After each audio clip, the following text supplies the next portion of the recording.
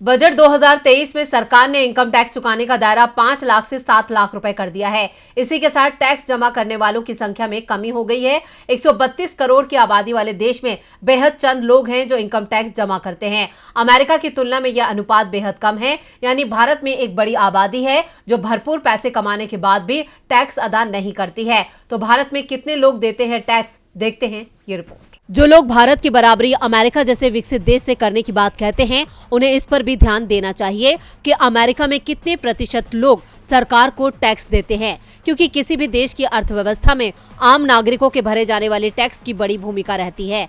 हमारे देश में इनकी संख्या सिर्फ 6% है, जिसमें से 5.5% शून्य टैक्स है, मतलब सिर्फ आधा प्रतिशत लोग ही टैक्स देते हैं।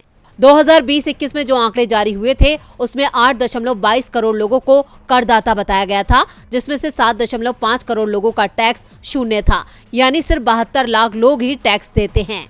132 करोड़ की जनसंख्या वाले देश में सिर्फ 72 लाख लोग हैं जिनसे सरकार टैक्स कलेक्ट करती है। भारत में 1 करोड़ से अधिक का इनकम टैक्स भरने वाले लोगों की संख्या 5072 है। 50 लाख से 1 करोड़ रुपए टैक्स चुकाने वाले 12,963 लोग हैं। 10 लाख से 50 लाख टैक्स देने वाले 1,96,535 लोग हैं।